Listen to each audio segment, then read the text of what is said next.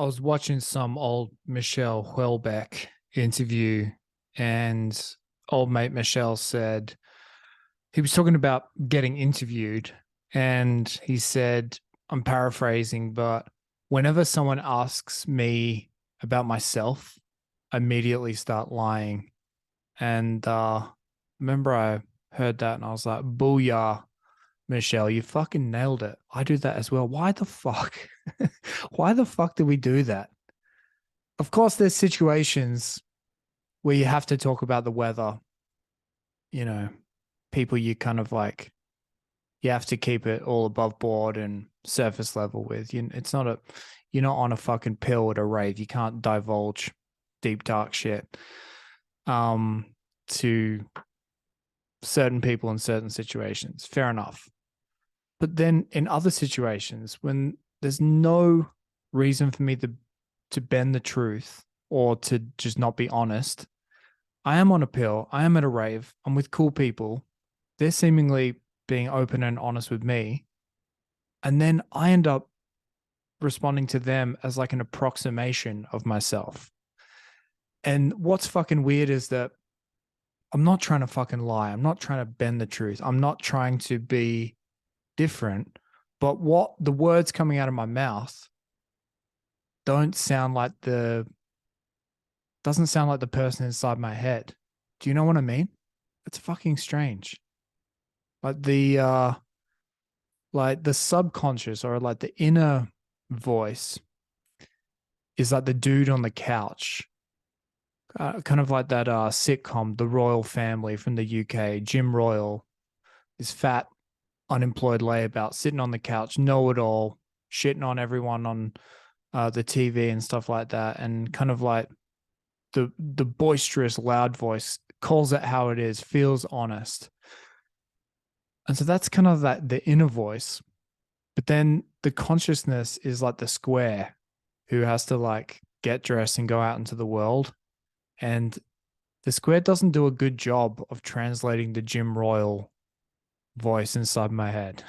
It does a really shit job. And it's like I think it feels frustrating in those moments where you don't do a good job of representing how you actually feel. And it's like you can't stop it either. The words start coming out of your mouth where you're like, I don't fucking believe this.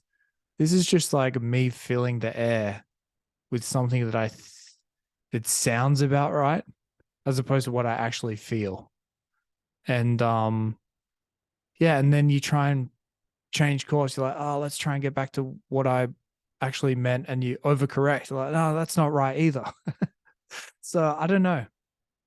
I think that ultimately is that the dude on the couch, the inner voice, he talks with such authority that you just assume he's the one in charge.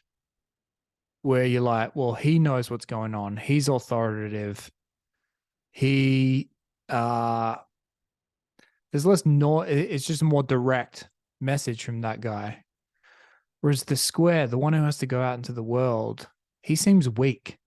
But I've realized it's actually it's the opposite though. The voice that sounds tough and strong is actually the weak one because he never gets out of the fucking house.